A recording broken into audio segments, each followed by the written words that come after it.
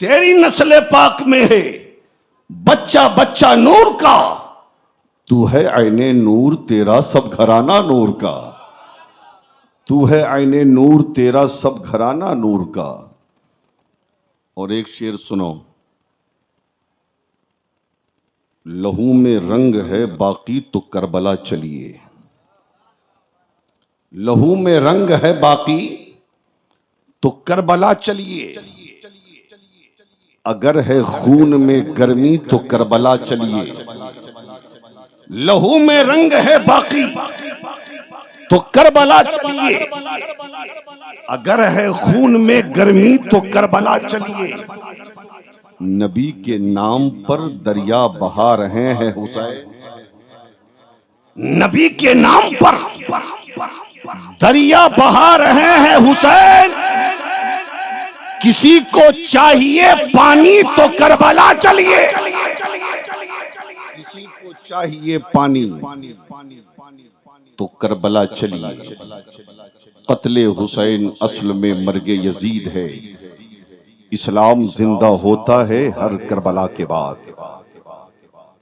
मैं आपके साथ अपने उलमा से भी समर्थन चाहूंगा, ये नहीं कहूंगा कि नारा लगाएं, लेकिन दुआ तो देंगे। अल्लामा बैठे हुए हैं, ये दुआ दे रहे हैं, मुकम्मल मुस्कुरा रहे हैं माशाअल्लाह। हाँ, अब जरा तवज्जो मेरी तरफ रहे। देखिए लाइट आ गई माशाअल्लाह। हाँ, जरा जोर से बोले या हुसैन। इस्लाम की हक्कानियत के लिए, कुरान की बका के लिए। थोड़ा एक को कम कर दो मियाँ, कहाँ है मैं, थोड़ा एक को कम कर दो इसका। अच्छा सुनिए, वो आ जाएंगे, कम हो जाएगा। इस्लाम की हक्कानियत के लिए, कुरान की सदाकत के लिए, शरीयत के तहफ्फुज के लिए, अल्लाह की रजा के लिए, मुस्तफ़ा की खुशनुदी के लिए जो मर्द मुजाहिद मैदान जिहाद में अपनी गर्दन कटवा देता है, उसे शहीद हकीकी कहा जाता है, उसे शहीद कहा जाता है। जो अपनी जान दे देता है उसे शहीद कहा जाता है। लेकिन हमारा अकीदा है कि शहीद मारा जरूर जाता है, लेकिन शहीदों को दर्द का एहसास नहीं होता। शहीद काटा जरूर जाता है, लेकिन शहीदों को दर्द का एहसास नहीं होता। शहीदों की हड्डियां जरूर टूटती हैं, लेकिन शहीदों को दर्द का एहसास नहीं होता। शहीदों के जिस्म पे घोड़े जरूर दौड़ते हैं, लेकिन शहीदों को दर्द का एहसास नहीं होता। शहीदों के जिस्म के टुकड़े जरूर किए जाते हैं, लेकिन शहीदों को दर्द का एहसास नहीं होता। एक जगह जब मैंने इस बात को बयान किया तो मजमे से एक शख्स खड़ा हो गया और खड़ा होकर कहने लगा, मौलाना, जब एक इंसान मैदान कारजार में जाता है और जाने के बाद जब मुकाबला होता है और शहादत की मंजिल से हमकनार होता है तो उसकी हालत ये होती है, कभी उसका हाथ कटता है, कभी उसका पैर कटता है, कभी उसकी गर्दन कटती है, कभी उसके जिस्म के टुकड़े होते हैं, कभी उसके जिस्म पे घोड़े दौड़ाए जाते हैं। और आप कहते हैं शहीदों को दर्द का एहसास नहीं होता। ये कौन सा फलसफा है? हाथ कट गया दर्द का एहसास न हो, पैर कट गया दर्द का एहसास न हो, गर्दन कट गई दर्द का एहसास न हो, जिस्म के टुकड़े हो गए दर्द का एहसास न हो, जिस्म को छलनी कर दिया गया दर्द का एहसास न हो, जिस्म से लहू बहा दिया गया दर्द का एहसास न हो। मैंने कहा, मालदा वालों, मेरा मामला हल हो गया। मैं तुम्हें दुनियावी मिसाल से समझाना चाहता हूं कि तुम्हारे पैर में कोई जख्म निकल गया जिसे अपनी जबान में आप फोड़ा कहते हो, वो छोटा सा था, आहिस्ता आहिस्ता बढ़ता हुआ बड़ा हो गया। एक दिन किसी दोस्त ने कहा, मियां तुम्हारा जख्म बहुत बड़ा हो गया है, तुम्हारा फोड़ा बहुत बड़ा हो गया है, ऐसा करो मालदा के किसी बड़े सर्जन से दिखलाओ, किसी डॉक्टर से दिखलाओ, कहीं ऐसा ना हो ये तुम्हारा जख्म तुम्हारी जान के लिए खतरा बन जाए। आप मालदा के बहुत बड़े डॉक्टर के पास गए और डॉक्टर के पास जाने के बाद आपने डॉक्टर से कहा, डॉक्टर साहब मेरे जख्म को देखिए ना, कोई दवा दे दीजिए, बड़ी तकलीफ हो रही है, तकलीफ का इजाला हो जाए, मेरा जख्म ठीक हो जाए, मेरा पैर सलामत रह जाए। डॉक्टर ने मुआयना किया, मुआयना करने के बाद कहा मियां दवा से तुम्हारा पैर सही नहीं होगा। फिर कैसे होगा? कहा ऑपरेशन कराना पड़ेगा। कहा ऑपरेशन का मतलब क्या है? कहा जहां पर जख्म है वहीं से पैर काटना होगा। अगर तुमने पैर नहीं कटवाया तो हो सकता है जख्म के जरासीम फैलते फैलते पूरे जिस्म में सरायत कर जाए और एक दिन वो आए कि इसी जख्म की वजह से तुम्हारी जिंदगी का खात्मा हो जाए, तुम्हें मौत वाक़े हो जाए, तुम दुनिया से रुखसत हो जाओ। इसलिए फैसला कर लो, सोच लो, पैर चाहिए कि जिंदगी चाहिए, हड्डियां चाहिए कि जिंदगी चाहिए, गोश्त चाहिए कि जिंदगी चाहिए, हाथ चाहिए कि जिंदगी चाहिए। आपने थोड़ी देर सोचा और सोचने के बाद आपने कहा डॉक्टर साहब अगर पैर ना रहा तो बगैर पैर के जिंदगी जी लूंगा, अगर हाथ ना रहा तो बगैर हाथ के जिंदगी जी लूंगा, अगर आंख ना रही बगैर आंख के जिंदगी जी लूंगा, लेकिन अगर जिंदगी ना रही तो पैर लेके क्या करूंगा, अगर जिंदगी ना रही तो हाथ लेके क्या करूंगा, अगर जिंदगी ना रही तो ये जिस्म के आज़ा लेके क्या करूंगा। इसलिए डॉक्टर साहब मेरे पैर को काट दीजिए। तारीख मुतय्यन हो गई, वक्त मुकर्ररा पे आप पहुंच गए, डॉक्टर आपको ऑपरेशन रूम में ले गया। ले जाने के बाद आपके पैर को काटने से पहले उसने आपको इंजेक्शन दिया, उसने आपको दवा खिलाया, आपकी जगह को सुन किया, उसके बाद आपके पैर को काट दिया गया, आपकी हड्डियां कट गई, आप सही सलामती के साथ सेहतयाब होकर हॉस्पिटल से अपने घर आ गए। एक दिन मुझसे आपकी मुलाकात हुई, दुआ सलाम के बाद मैंने खैरियत पूछा, आपने कहा अल्हम्दुलिल्लाह अच्छा हूँ। मैंने कहा मियाँ पैर कट गया? हाँ हजरत पैर कट गया। मैंने पलट के सवाल किया मियाँ पैर कटा होगा, बड़ी तकलीफ हुई होगी, हड्डियां कटी होगी, बड़ी तकलीफ हुई होगी, गोश्त कटा होगा, बड़ी तकलीफ हुई होगी। आपने कहा मौलाना बिल्कुल तकलीफ ना हुई। मैंने कहा ये कौन सा फलसफा समझा रहे हो? हड्डियां कट गई, दर्द का एहसास ना हुआ, पैर कट गया, दर्द का एहसास ना हुआ, गोश्त कट गया, दर्द का एहसास ना हुआ। आपने कहा मौलाना दर्द का एहसास तो होता, लेकिन इसलिए दर्द का एहसास न हुआ कि मेरे ऊपर दवाओं का असर था, मेरे ऊपर गोलियों का असर था, मेरे ऊपर इंजेक्शन का असर था। मैंने कहा मालदा वालों मेरा मामला हल हो गया। अगर दुनियावी दवा का ये हाल है, अगर किसी को खिला दिया जाए, पैर काटा जाए दर्द का एहसास ना हो, हड्डियां काटी जाए दर्द का एहसास ना हो, गोश्त काटा जाए दर्द का एहसास ना हो, तो बोलो जिसने मोहब्बत खुदा की दवा खाई हो और जिसने मोहब्बत मुस्तफा की दवा खाई हो उसकी गर्दन कटेगी, दर्द का एहसास कैसे होगा? उसके पैर काटे जाएंगे, दर्द का एहसास कैसे होगा? पता चला शहीद मारे जरूर जाते हैं, लेकिन शहीदों को दर्द का एहसास नहीं होता, नहीं होता। इसीलिए तो मेरे आका फरमाते हैं सारे जन्नती जन्नत में चले जाएंगे। गौर से तवज्जो से सुनना, सारे जन्नती जन्नत में चले जाएंगे। मेरे आका फरमाते हैं अल्लाह जन्नतियों को मुखातब करके फरमाएगा ऐ मेरे जन्नती बंदो, तुमने नमाजें पढ़ी मैंने इनाम में जन्नत दे दिया, तुमने रोजा रखा मैंने इनाम में जन्नत दे दिया, तुमने ज़कात दिया मैंने इनाम में जन्नत दे दिया, तुमने हज किया मैंने इनाम में जन्नत दे दिया, तूने भूखे को खाना खिलाया मैंने इनाम में जन्नत दे दिया, तूने नंगे को कपड़ा पहनाया मैंने इनाम में जन्नत दे दिया, तूने मदरसे का ताउन किया मैंने इनाम में जन्नत दे दिया, तुमने मस्जिद की तामीर की मैंने इनाम में जन्नत दे दिया, तुमने गरीबों की खबरगिरी की मैंने इनाम में जन्नत दे दिया, तूने यतीमों के सर पे दस्ते शफकत रखा मैंने इनाम में जन्नत दे दिया, तुमने बेवाओं की मदद की मैंने इनाम में जन्नत दे दिया। ऐ मेरे जन्नती बंदो, तुम्हें जन्नत में मजा आ रहा है कि नहीं? तुम्हें जन्नत में मजा आ रहा है कि नहीं? सारे जन्नती कहेंगे मौला तेरी जन्नत की बहारें बेमिसाल, तेरी जन्नत का खाना बेमिसाल, तेरी जन्नत का पानी बेमिसाल, तेरी जन्नत के महल्लात बेमिसाल, तेरी जन्नत का आराम बेमिसाल। मौला तेरी जन्नत में बहुत मजा आ रहा है। उसके बाद अल्लाह शहीदों से मुखातब होगा, ऐ मेरे शहीद बंदो, तवज्जो करना, ऐ मेरे शहीद बंदो, तूने दीन के लिए गर्दन दे दी, मैंने इनाम में जन्नत दे दिया। तूने कुरान के लिए अपनी गर्दन दे दी, मैंने इनाम में जन्नत दे दिया। तूने मेरी रजा के लिए अपना एक एक कतरा लहू दे दिया, मैंने इनाम में जन्नत दे दिया। तूने मेरी रजा के लिए अपने जिस्म पे घोड़े दौड़वा लिए, मैंने इनाम में जन्नत दे दिया। ऐ मेरे शहीद बंदो, तुम्हें जन्नत में मजा आ रहा है कि नहीं? तो तमाम शोहदा एक जबान होके कहेंगे, मौला मौला, तेरी जन्नत की बहारें बेमिसाल, तेरी जन्नत का खाना बेमिसाल, तेरी जन्नत का पानी बेमिसाल। लेकिन परवरदिगार, जो मजा गर्दन कटाने में आया था, वो मजा तेरी जन्नत में नहीं है,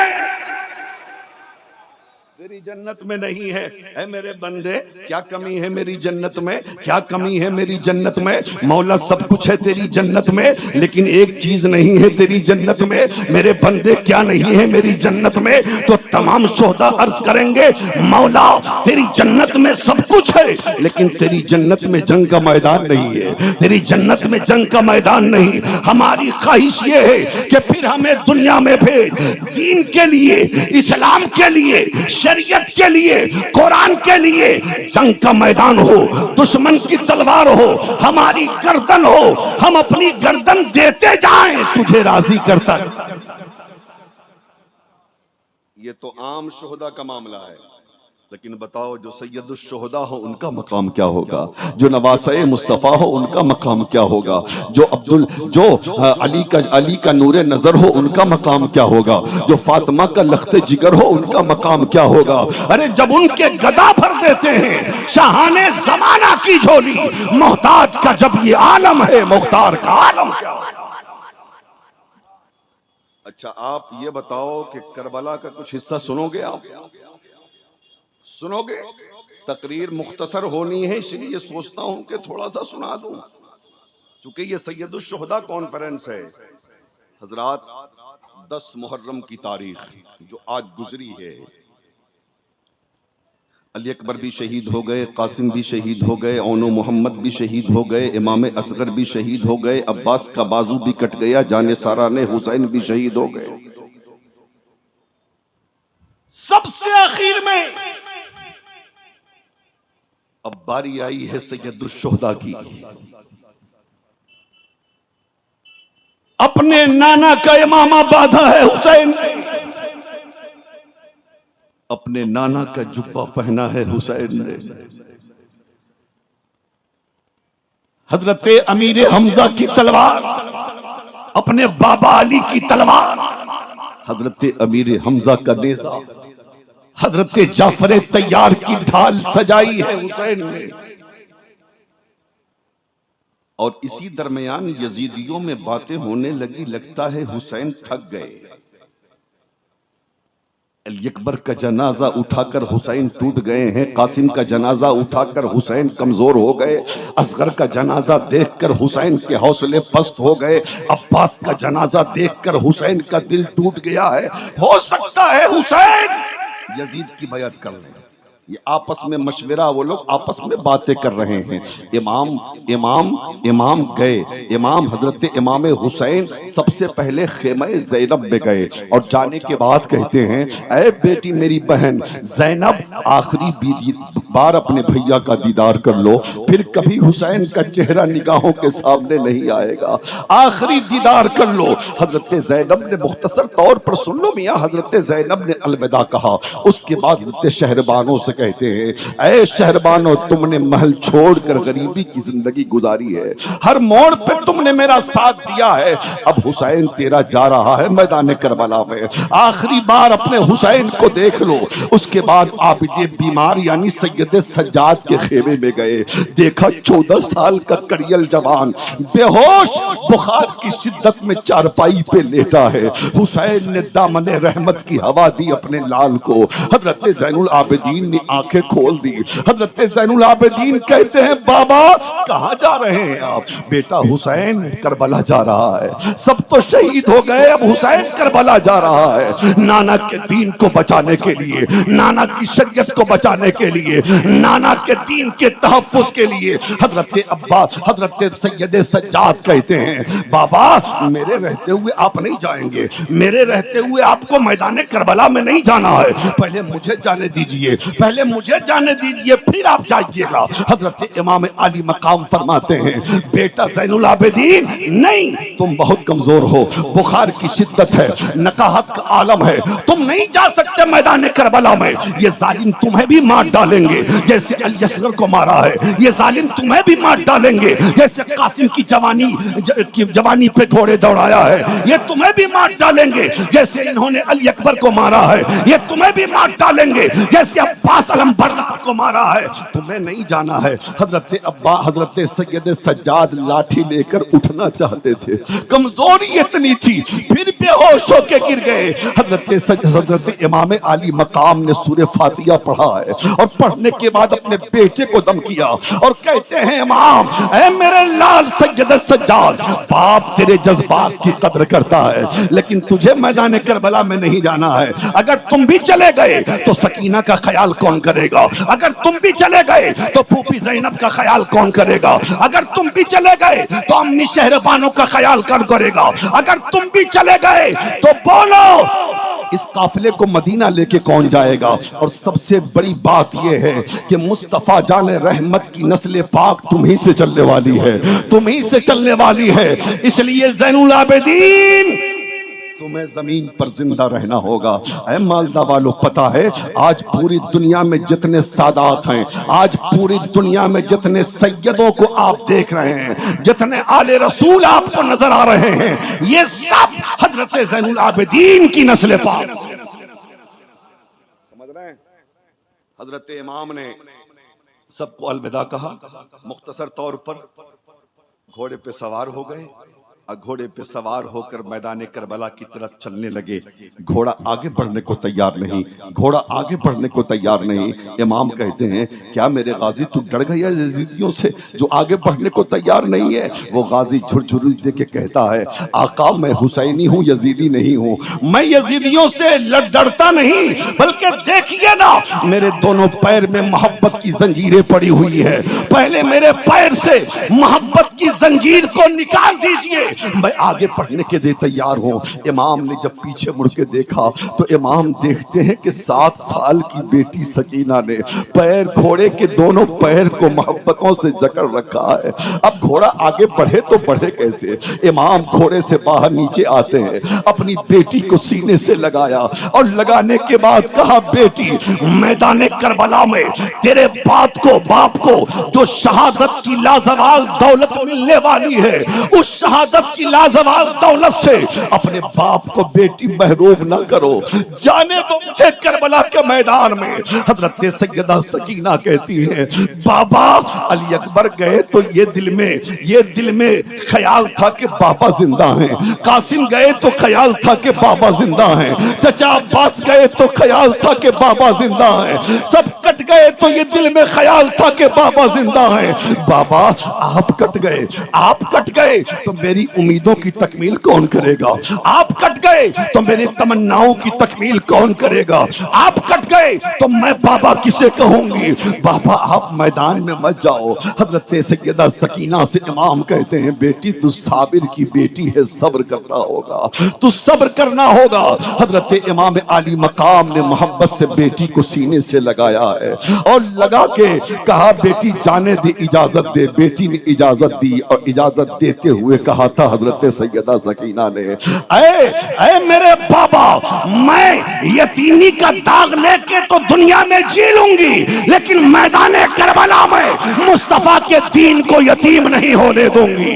और आने वाली नस्लों की बेटियों को सकीना ने पैगाम दिया था ऐ इस्लाम की शहजादियों जब कभी वक्त आए इस्लाम की अजमत के लिए, कुरान की बका के लिए, शरीयत के तहफ्फुज के लिए तो तुम भी अपने बाप को शहादत का दूल्हा बनाकर मैदान में भेज देना, जैसे सकीना ने अपने बाप को करबला में शहादत का दूल्हा बना के भेजा। अल्लाह अल्लाह।